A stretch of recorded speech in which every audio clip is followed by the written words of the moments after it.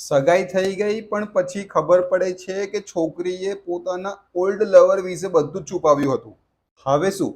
ભારતમાં સગાઈ પોતે મેરેજ નથી, પણ જો કોઈ વ્યક્તિ લગ્ન પહેલા મહત્વની વાતો ઈચ્છાપૂર્વક છુપાવે, જેમ કે ongoing affair, live in relationship, emotional attachment અથવા લવર સાથે સતત કોન્ટેક્ટ, તો એ ફ્યુચર મેરેજ ડિસ્પ્યુટ માટે મોટો મુદ્દો બની શકે છે. જો પુરુષ સાબિત કરી શકે કે તેને ખોટી માહિતી આપી એન્ગેજમેન્ટ કરાવવામાં આવ્યા છે, તો મેરેજ પછી ક્રુએલ્ટી, બ્રીચિંગ ઓફ ટ્રસ્ટ, ચીટિંગ અથવા ફ્રોડ જેવા ગ્રાઉન્ડ ઉપર લીગલ એક્શન અથવા ડિવોર્સ ક્લેમ કરી શકે છે.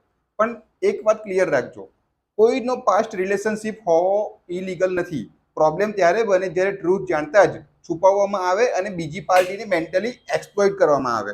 અને હા, WhatsApp chats, calls, photos, social media proof કોર્ટમાં એવિડન્સ બની શકે છે.